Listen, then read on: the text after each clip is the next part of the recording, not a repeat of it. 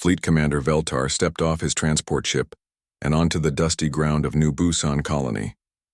The human settlement stretched before him like a collection of metal boxes scattered across the red dirt. Smoke rose from mining equipment in the distance. The air tasted of metal and sweat. "Welcome to New Busan, Commander." A human male approached with his head slightly bowed. He wore simple work clothes covered in dirt. "I am Kang Hyun, security, chief of this colony." Veltar's four eyes studied the human. Like all of his kind, Kang Hyun was small and soft-looking. His skin was pale from working underground. No visible weapons, no threatening posture, just another weak creature trying to survive in a galaxy ruled by stronger species. "Show me your facilities," Veltar commanded. His voice echoed through the translator device around his neck. Kang Hyun nodded quickly. "Of course, honored commander. Right this way." They walked through the colony grounds. Humans stopped their work to bow as Veltar passed. Children peeked out from behind buildings with wide, curious eyes. None showed fear or anger. They seemed almost excited to see him. "How many humans live here?" Veltar asked. "About 50,000, Commander. We work the mineral mines in the mountains. Very productive mines. The Dominion gets excellent resources from our work." "And your defenses?" Kang Hyun pointed to a small building near the colony edge. "We have basic security systems. Nothing fancy, just enough to keep wild animals away from our homes." Veltar made notes on his datapad. The humans had no real weapons. No military training visible. Their security chief carried only a simple tool belt. Even their children looked soft and weak. They entered the mining facility. Humans worked in the hot tunnels, pulling ore from deep underground. The work looked hard and dangerous, yet none of them complained. They worked steadily, efficiently. Some even smiled when they saw their security chief. "Your people seem content with their work," Veltar observed. "We are grateful for the opportunity to serve the Dominion," Kang Hyun replied. "The work gives our lives purpose." Next, they visited the research center. A human female in a white coat greeted them at the door. She had kind eyes and gentle hands. "This is Park Yoon, our lead scientist," Kang Hyun explained. Park Yoon bowed deeply. "It is an honor, Commander Veltar. Would you like to see our latest research?" She led them through laboratories filled with simple equipment. Humans bent over. Microscopes and data screens. Their technology looked basic compared to Dominion science. Park Yoon showed Veltar charts and graphs about local plant life. "We study the ecosystem here," she explained. "We want to understand how to work with the planet instead of against it. The Dominion has taught us much about harmony with nature." Veltar examined her research. The humans had made careful observations about the local environment. Their methods were simple but thorough. More importantly, their conclusions all praised Dominion wisdom and leadership. "You believe the Dominion way is superior?" he asked. Park Yoon's face lit up. "Oh yes, Commander. Your people have brought order to the galaxy. Before the Dominion, we humans lived in chaos. We fought among ourselves. We damaged our worlds. You showed us a better path." "And what path is that?" "Service, contribution, finding our place in the greater order of things." She gestured to her research. "We are not warriors or leaders. We are workers and thinkers. We are happiest when we can contribute our small part to something larger." Veltar felt satisfied. This matched what he had always believed about humans. They were a worker species, useful but not threatening, content with their low position in the galactic hierarchy. They finished the tour at the colony's communication center. A few humans monitored basic radio equipment. Nothing sophisticated, nothing that could threaten Dominion security. "Do you have contact with other human colonies?" Veltar asked. "Limited contact," Kang Hyun replied. "We share information about mining techniques and crop growth, simple colony business." "No military communications?" Kang Hyun laughed softly. "Military? Commander, we barely have enough people to run our mines. What would we need military communications for?" That evening, the humans prepared a simple meal for Veltar. They served local vegetables and protein grown in their hydroponic farms. The food tasted plain, but wholesome. During the meal, human families approached to thank him for visiting their colony. "You honor us with your presence," an elderly human said. "My grandchildren will remember this day always." Children presented Veltar with simple drawings they had made. Pictures of Dominion ships among the stars, crude but clearly made with genuine affection and respect. As night fell, Veltar walked to his transport ship. Kang Hyun accompanied him to the landing pad. "I hope your inspection was satisfactory, Commander," the human said. It was. Veltar paused at his ship's ramp. "Your people are, as expected. We try to be good citizens of the Dominion. You succeed. Continue your work here. The galaxy needs reliable species like humans." Kang Hyun bowed one final time. "Thank you, Commander. Your words give us great pride." Back aboard his ship, Veltar prepared his report for Dominion Command. He wrote about a compliant human population focused on useful work. No military capabilities. No signs of rebellion or dissatisfaction. The humans seemed genuinely grateful for Dominion protection and guidance. He described their simple technology, their modest defenses, their peaceful nature. These were not a people who would ever challenge the established order. They knew their place and accepted it willingly. "Humans remain a valuable worker species," he concluded in his report. "They pose no security threat to Dominion interests. Recommend continued support for their mining and research operations." As his ship departed New Busan, Veltar looked down at the colony lights growing smaller below. The humans were already back at work even in the darkness, dedicated, hardworking, harmless. He felt confirmed in his long-held beliefs about the natural order of the galaxy. Strong species ruled, weak species served. Everyone found their proper place. The humans had found theirs and they seemed content with it. It was exactly as it should be. The Dominion brought order to chaos, strength to weakness, purpose to confusion. Species like humans proved that the system worked. Veltar settled into his command chair for the journey back to Dominion space.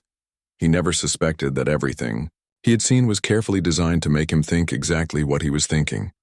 The humans of New Busan had given him precisely the impression they wanted him to have. 3 months after his visit to New Busan, Veltar received an urgent message while reviewing supply reports. The communication came from Admiral Zekmoth of the 3rd Patrol Fleet. "Commander Veltar, we have eliminated a human weapons facility at coordinates 847 Delta. The humans were developing illegal military technology." Veltar frowned. Weapons facility? That seemed impossible. He had just inspected human colonies. They barely had proper mining equipment, let alone military technology. "What kind of weapons?" he asked. "Unknown. The facility was destroyed before we could examine it properly. But our intelligence confirmed they were violating the non-militarization treaty." Veltar felt uneasy. Intelligence about human weapons? Seemed unlikely. But Admiral Zekmoth was known for thorough investigations. If he said the humans were building weapons, then they must have been. The destroyed facility was called Kepler Station. Veltar looked it up in the database. According to records, it was a research station studying old ruins on a dead planet. 3,000 humans worked there as archaeologists and scientists, had worked there. Past tense now. Within hours, human colonies across the sector began sending out emergency broadcasts. Veltar monitored the communications from his ship. The messages painted a different picture than Admiral Zekmoth's report. "This is Park Yoon calling from New Busan Colony," came a familiar voice. "We have received word about Kepler Station. 3,000 civilians are dead, families with children, scientists who never touched a weapon in their lives." Veltar recognized her voice immediately, the gentle scientist who had shown him her research about local plants. Her voice sounded different now, strained, hurt. "Among the dead was my research team," Park Yoon continued. 12 people I had worked with for 8 years. They were studying ancient artifacts, stone tablets and metal fragments. Nothing dangerous, nothing that could threaten anyone. Another voice came through on a different channel. "Emergency transmission from colony ship Bright Hope. This is Captain Lee Wan. I arrived at Kepler Station 6 hours after the attack. There is nothing left. No buildings, no equipment, no survivors." Veltar pulled up the official records again. Kepler Station had been registered as an archaeological site for 15 years. The humans there studied ruins left by an ancient civilization. Their research reports showed pictures of carved stones and broken pottery, nothing resembling weapons technology.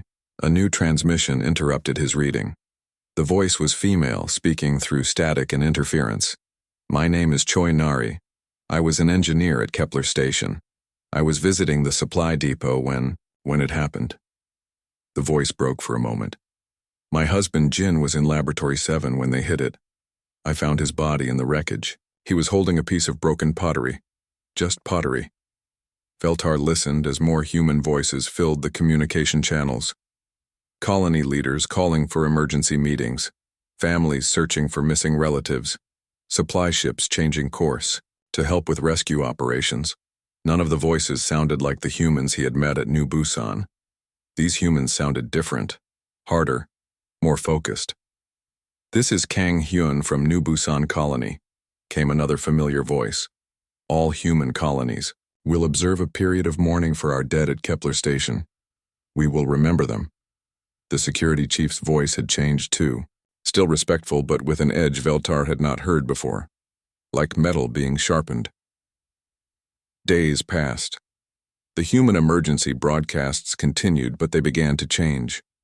Instead of grief and confusion, Veltar heard organization, planning, coordination between colonies that had claimed to have only limited contact with each other. "Colony 7 reports mining equipment being redistributed," one message said. "New Busan confirms supply chain modifications," came another. "Bright hope. Request updated navigation charts for the outer systems." Veltar began to feel suspicious. The humans were moving supplies and people with surprising efficiency. Their communications network seemed more sophisticated than he had believed, and their responses seemed too coordinated for people who were supposed to be simple miners and farmers. He decided to investigate Admiral Zekmoth's report more carefully. The official record said Kepler Station had been developing weapons in violation of galactic law, but the evidence seemed thin. A few suspicious energy readings, some unusual metal shipments, communications that might have been coded messages. When Veltar examined the evidence more closely, it looked weak. The energy readings could have come from archaeological equipment used to study ancient artifacts. The metal shipments were consistent with laboratory supplies. The supposedly coded communications looked like normal scientific discussions about research discoveries. A horrible thought began to form in Veltar's mind. What if Admiral Zekmoth had been wrong? What if Kepler Station really had been just a research facility studying old ruins? He pulled up the final transmission from Kepler Station, sent moments before the attack. It was from Dr. Kim Soo, the head archaeologist. "We have made an incredible discovery in the deep ruins. The artifacts suggest this civilization was far more advanced than we thought. The technology we're seeing predates the current galactic age by thousands of years. We need more time to study these findings properly." That was all. No mention of weapons, no military research, just excitement about old stones and metal fragments.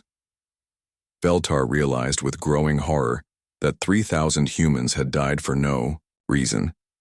They had been killed based on false intelligence and suspicious minds. The attack had been a mistake, a terrible, irreversible mistake. But as he listened to more human communications, Veltar began to notice something else. The humans were not just grieving. They were not just reorganizing for survival. They were preparing for something. "All colonies report readiness status," came a transmission from an unknown human voice. "Mining operations suspended per Protocol 7, came another. "Engineering teams report completion of Phase 1 modifications." Veltar did not understand what the humans were preparing for, but their voices had completely changed from the humble, grateful tones he remembered from New Busan. These humans sounded calm, controlled, and purposeful.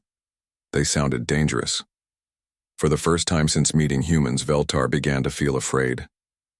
Not of what the humans had been, but of what they might become. The attack on Kepler Station had killed 3,000 innocent people. But Veltar suspected it had also awakened something in the remaining humans. Something that had been sleeping, something that should have been left alone. 2 weeks after Kepler Station's destruction, Veltar's monitoring stations began reporting unusual activity in human space. What his analysts first described as panic evacuations soon revealed a different pattern entirely. "Commander, the human colonies are not evacuating," reported his intelligence officer. "They are moving inward toward their core systems, all of them, simultaneously." Veltar studied the tracking displays. Hundreds of human ships moved through space in organized formations, not the scattered, desperate flight of refugees, but coordinated movements following precise schedules.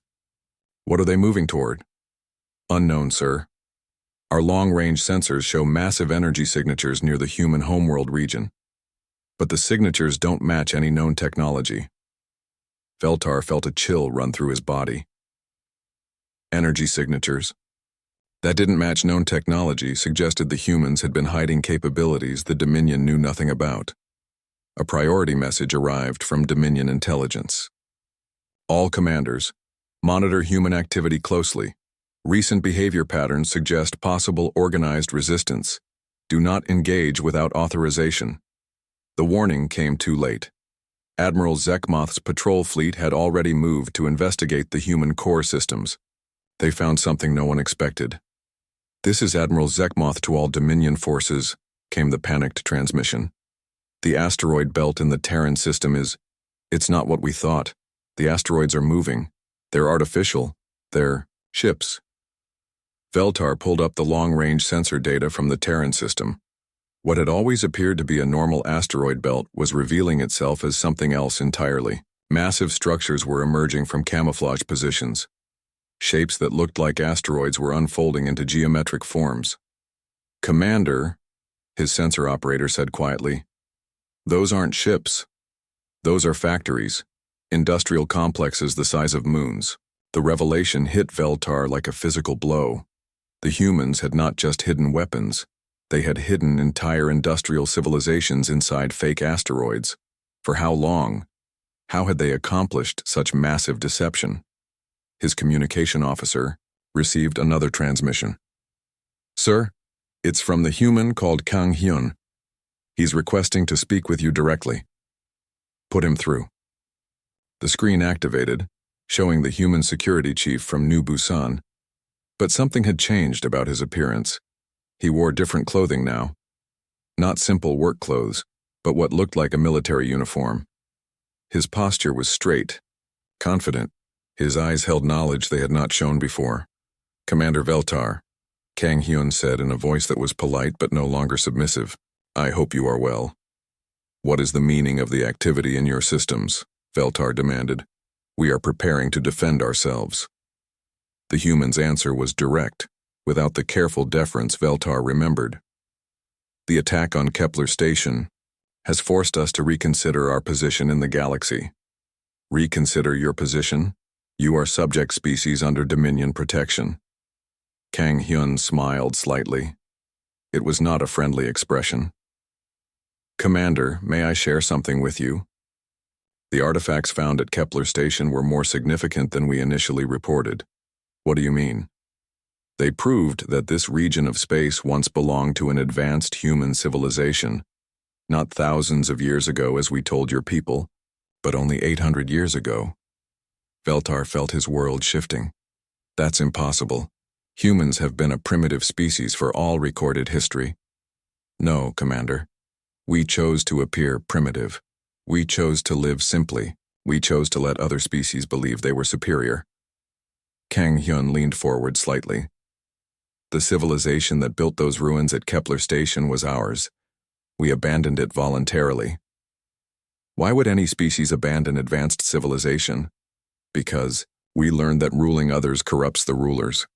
We learned that power over other species brings out the worst in any people. So we chose a different path. We chose to live quietly, to work with our hands, to study and learn without dominating others." Veltar tried to process this information. "If this is true, why reveal it now?" The human's expression hardened. "Because the Dominion has shown us that our attempt at peaceful coexistence has failed. You cannot leave us alone to live as we choose. You will not respect our desire for simple lives. And now you have murdered 3,000 of our people based on lies and suspicion. Admiral Zekmoth believed the station was developing weapons. Admiral Zekmoth believed what he wanted to believe, just as you believed what you wanted to believe when you visited our colony. Kang Hyun's eyes narrowed. Did you really think our mining equipment was primitive? Did you really think our research was limited to studying plants? Did you really think our communications network was basic? Veltar remembered the tour of New Busan. The simple equipment, the humble facilities, the grateful people. Had it all been performance? Everything you saw was designed to make you comfortable, Kang Hyun confirmed, reading his expression. We showed you exactly what you expected to see. Weak humans who needed protection, grateful subjects who accepted your authority, simple people who posed no threat. Another voice joined the conversation. Park Yoon appeared on the screen beside Kang Hyun, but like him, she looked different. Her gentle manner had been replaced by sharp intelligence and controlled anger. My research on local plant life was real, she said, but it was also a cover for something else. We have been studying you, Commander, your people, your technology, your weaknesses, for decades. You've been spying on the Dominion? We've been hoping you would choose cooperation over domination. We kept waiting for your people to grow beyond the need to rule others. We thought if we appeared harmless enough, you might eventually treat us as equals rather than subjects. Veltar's hands shook as he gripped his command console. And now? Kang Hyun and Park Yoon exchanged glances. When Kang Hyun spoke again, his voice carried the weight of irreversible decision. Now we know that hope was foolish. The Dominion will never see other species as equals. You will always see us as subjects to be controlled or threats to be eliminated. Kepler Station proved that. What are you planning to do? We are going back to what we once were, Park Yoon said quietly. We tried to abandon our old ways. We tried to be peaceful. But you won't let us live in peace. The screen went dark. Within hours, long-range sensors detected massive ships emerging from the hidden facilities in the Terran system. Ships larger than anything in the Dominion fleet. Ships using technology that bent sensor readings and defied physics as Veltar understood it. Admiral Zekmoth's patrol fleet moved to intercept the first wave of human vessels. The engagement lasted less than 10 minutes. When it was over, every Dominion ship was either destroyed or drifting powerless in space. The humans had not just awakened, they had remembered what they used to be. And Veltar realized with growing terror that what they used to be was far beyond anything the Dominion could match. The human ships that emerged from hiding defied everything Veltar thought he knew about space warfare. They moved like living things, flowing through space in patterns that seemed impossible. Their hulls shifted and changed shape as he watched. Energy weapons fired from points that hadn't existed moments before. Commander, we're receiving a transmission from the lead human vessel, his communications officer reported with barely controlled fear. Put it through. The face that appeared on screen made Veltar step backward. It was Li Wan, the human he had dismissed as a simple merchant captain. But the humble trader was gone. This man wore the uniform of a fleet admiral, complete with rank insignia that suggested authority over massive military forces. Commander Veltar, Li Wan said in a voice that carried absolute confidence, I am Admiral Li Wan of the Human Defense Fleet. I'm calling to inform you that all Dominion military assets in this sector are now under human control. That's impossible. You're a merchant trader. Li Wan smiled coldly. I was undercover as a merchant trader for 15 years. Do you have any idea how boring it is to pretend to care about grain shipments and mining contracts when you're trained to command dreadnought fleets? Behind the admiral, Veltar could see the bridge of the human flagship. The technology was stunning. Holographic displays showed real-time tactical information across multiple star systems. Crew members operated controls that responded to thought as much as touch. Your weapons technology, Veltar whispered. How advanced are you really? Advanced. Enough. Another figure stepped into view beside Admiral Li Wan. It was Choi Nari, the engineer who had lost her husband at Kepler Station. But she no longer looked like a grieving widow. She looked like someone who had found purpose in revenge. "I've been waiting my whole career for someone to give me permission to build what I'm really capable of," Choi Nari said. "The mining equipment you saw? The simple tools? Those were party favors compared to what human engineering can actually produce." She gestured toward the tactical display. "The weapon that destroyed your Admiral Zekmoth's fleet was something I designed in 3 hours after hearing about Jin's death. It uses principles your scientists won't discover for another 1,000 years. "You're talking about individual achievement," Veltar protested. "One engineer, one admiral. You can't have hidden an entire military civilization." Admiral Li Wan's expression became almost pitying. "Commander, every human you met was hiding their true capabilities. The miners in your report? Most of them are former military officers. The farmers? Retired naval engineers? The children drawing pictures of Dominion ships? They're studying your fleet designs for weaknesses." "That's impossible. We've been preparing for this possibility for 800 years, Choi Nari explained. "Every generation of humans knew that someday we might need to defend ourselves. Every child learned both farming and warfare. Every scientist studied both biology and military technology. Every engineer built both mining equipment and weapon systems." The tactical display behind them updated with new information. Veltar watched in horror as red icons representing human forces appeared throughout the sector. Not just around the human homeworld, but everywhere. Near every Dominion base, around every major trade route, positioned to strike at every critical facility. "How long have you been planning this?" he asked. "We weren't planning it," Admiral Li Wan corrected. "We were hoping to avoid it. Every day for 800 years, we hoped the galactic community would evolve beyond the need for domination and conquest. Every day we hoped we could continue living simple lives." "Then why reveal yourselves now?" Choi Nari's face hardened. "Because you killed my husband and 3,000 other people who never hurt anyone in their lives. Because you did it based on paranoid suspicions and false intelligence. Because you proved that no matter how harmless we try to appear, you will always find reasons to see us as threats." Admiral Li Wan nodded grimly. "The attack on Kepler Station was the final proof that peaceful coexistence is impossible. The Dominion will never let other species live freely. You will always need someone to rule over." "So now what?" Veltar asked, though he dreaded the answer. "Now we do what we should have done centuries ago," the Admiral replied. "We restore the natural order of things." The tactical display zoomed out to show the entire sector. Human ships were moving toward every Dominion position simultaneously. Not randomly, but in coordinated strikes that would hit every target at exactly the same moment. "This isn't just military action," Veltar realized. "This is total war." "No," Choi Nari corrected. "Total war would mean we treat you the way you treated Kepler Station. What we're doing is surgical removal of military threats while preserving civilian populations." She pointed to specific indicators on the display.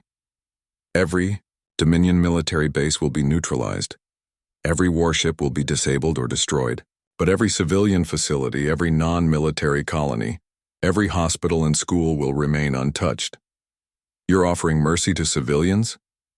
"We're not monsters," Admiral Li Wan said. "We don't wage war against innocents. That's what you do." The human ships reached their targets across the sector. Veltar watched the tactical display as decades of Dominion military buildup was dismantled in hours. Bases that had stood for generations were simply erased. Fleets that had ruled space lanes for centuries were reduced to scrap metal. But true to their word, the humans avoided civilian targets. Supply ships carrying medical supplies continued their routes unmolested. Colony ships full of families were allowed to pass through human battle formations without interference. "Your restraint makes no tactical sense," Veltar observed. "It makes perfect moral sense," Choi Nari replied. "We fight to defend ourselves, not to conquer others. We destroy military threats, not innocent lives. Even after what we did to Kepler Station? Especially after what you did to Kepler Station." Admiral Li Wan leaned forward.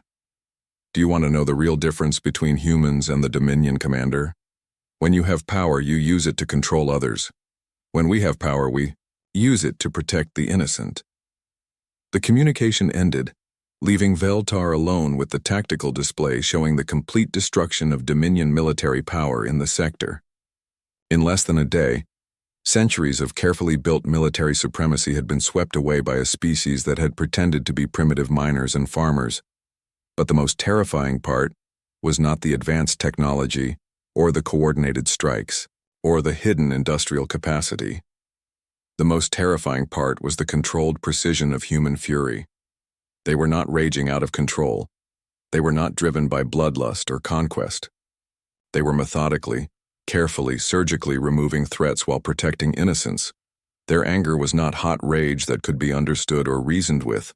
It was cold calculation that could not be stopped.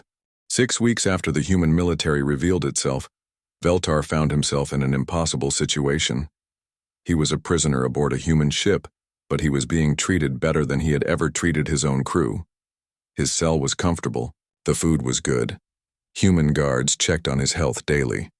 When he asked for books to read, they brought him whatever he requested. When he complained about the temperature, they adjusted it immediately. It made no sense. By every rule of conquest, he understood. He should be dead or tortured or used as a bargaining tool. Instead, he was being treated like an honored guest who simply was not free to leave. "Commander Veltar," came a familiar voice. He looked up to see Park Yoon approaching his cell. She wore a simple uniform now, not the work clothes he remembered from New Busan. But her manner was still calm and professional. "Dr. Park," he replied, "I thought you were dead. The report said you died at Kepler Station. I was visiting New Busan when the attack happened. I survived. My research team did not." She paused at the transparent barrier of his cell. "I wanted to talk with you about what happened next." "Next? The new galactic government, you're going to be part of it." Veltar laughed bitterly. "I'm your prisoner. What role could I possibly have in your government?" "Liaison officer between human forces and surviving Dominion populations. We need someone who understands both cultures and can help with the transition." "Transition? To what?" Park Yoon activated a small holographic projector. Images appeared in the air between them showing star maps and colony reports. "Transition to a system based on cooperation instead of domination. Every species gets representation. Every world gets a voice. No one rules over anyone else." "That's impossible. Someone always rules. Someone always has more power." "Yes," she agreed. "But power can be used to protect others instead of controlling them." The images changed to show human ships distributing medical supplies to former Dominion worlds. Human engineers helping to rebuild damaged facilities.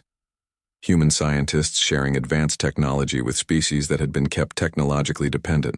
"You're giving away your advantages," Veltar observed. "Why?" "Because keeping advantages over others is what caused this war in the first place." Park Yoon settled into a chair outside his cell. "Commander, may I ask you something? During your visit to New Busan, did you ever wonder why we seemed so content with simple lives? I assumed you lacked the intelligence or drive for anything more complex. We chose simple lives because they made us happy. Working with our hands, growing our food, studying the natural world. These things gave our lives meaning." She paused. "But you couldn't let us choose that. You had to classify us as subjects and workers. You had to make our choices part of your dominion over us." Veltar thought about this. "Order requires hierarchy. Someone must lead and others must follow. Does it? Or is that just what leaders tell themselves to justify their power over others?" Before he could answer, another familiar figure approached. Kang Hyun now wore the uniform of what looked like a planetary security chief. But his manner remained respectful, even toward his former enemy. "Commander Veltar," he said with a slight bow. "I hope you're being treated well. Better than I deserve, considering what my people did to yours." "What your leaders did," Kang Hyun corrected. "Most of your people are just following orders, trying to survive in a system they didn't create." He joined Park Yoon outside the cell. "We've been reviewing personnel records from Dominion forces. Did you know that 70% of your military comes from subject species? Peoples who joined your fleets because they had no other choice for advancement? That's how the system Works. Service earns citizenship. Service to a system that keeps their home worlds under control, Kang Hyun pointed out. It's not really a choice when the alternative is remaining forever powerless. A third figure appeared. Choi Nari approached carrying a data tablet and wearing the insignia of a chief engineer. Her expression was serious but not hostile. "Commander," she said, "I have something to show you." She activated the tablet, displaying technical specifications. "These are the weapons we used against your fleets. Do you want to know how powerful they really are?"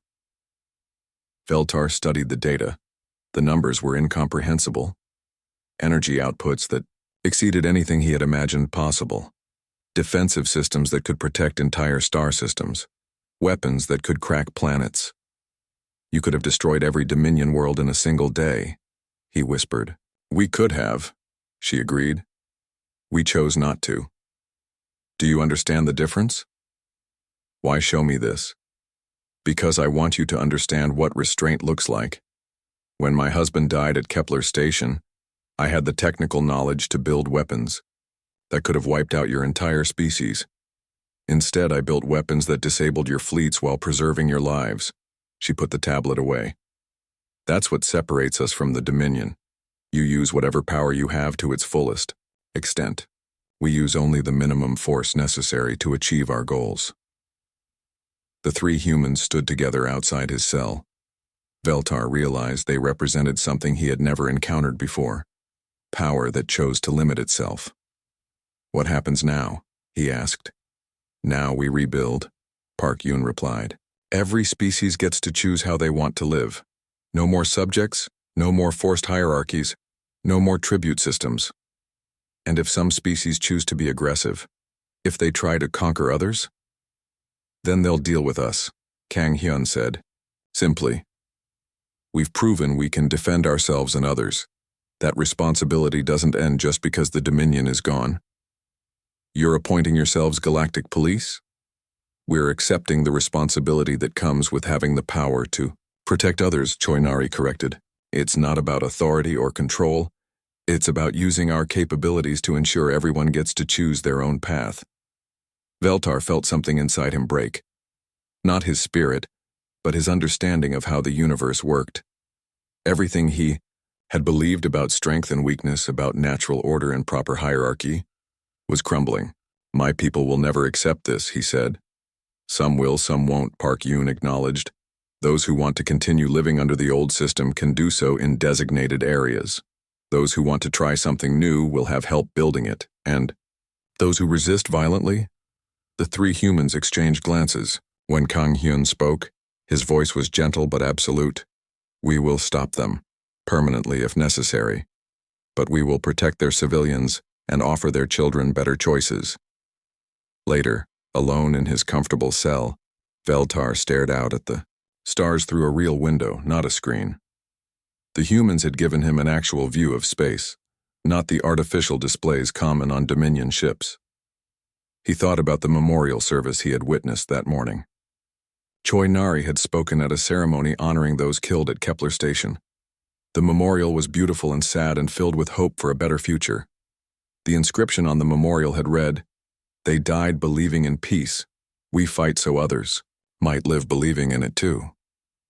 Veltar finally understood what had broken his convictions.